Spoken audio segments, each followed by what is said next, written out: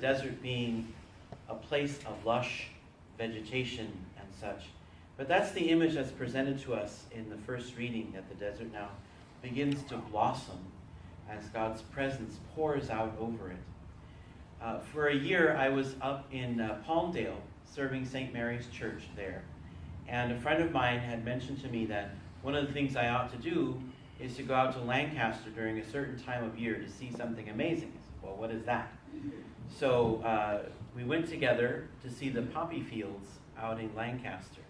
And so, having been there for a while, a few months, I'm thinking, come on now, this is all desert. And even though it has its own beauty, you don't think of it being kind of full of life.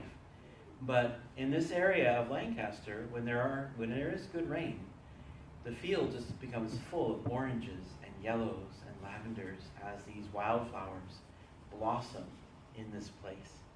And it was such a beautiful experience of seeing just the natural world and life just kind of erupt all over this place. And it reminds me that we can find life in the oddest places. But to God that's not odd, where God finds a place where he can enter in, life abounds. Just last night, I was talking with a good friend and a colleague, Sister Kathleen Bryant, if you know her. And she was talking about a parish she had recently visited to do a parish mission. And she was struck by just how alive that parish was and how responsive. And she could truly tell that the mission of Christ was at the heart of every single person. Everyone, from the pastor to all the way down to the local homeless who would come in and help out with some of their projects. And so she's just overwhelmed and touched by this community. And that's the kind of community that we hear in that first reading, where God's life has just made things blossom. And yet they still hungered for more because they knew that the life-giving waters came from God. They come from God alone. And so they seek it out. Well, there are a lot of deserts walking around the world today that are really longing for those life-giving waters.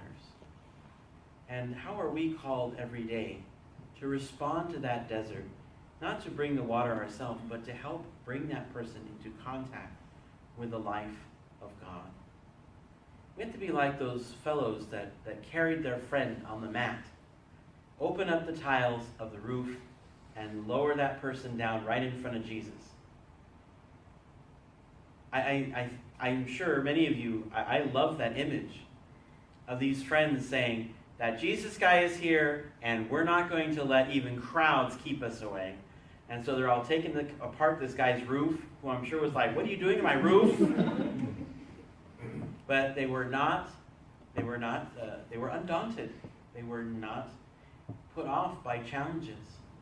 And it will be challenging to help people be open to even encountering Christ. But that should not make us turn away and say, maybe next time, or I'm just going to plant seeds. Be undaunted and bold. Because where the life of God enters, life abounds. Where the presence of God enters, life abounds in it in all sorts of ways. And who doesn't want that kind of abundance in their life? And so Advent is reminding us that God still continues to arrive daily. And he wants to enter into people's lives to bring this abundant life. And he calls upon us to have the faith that even in the face of challenges, that God will strengthen us to help bring people to Christ, to experience that love, that presence that brings about abundant life. That all people can sing that the desert shall blossom. That's our call, and that's our spirit of Advent, to continue to bring people to encounter Christ and that new life he brings.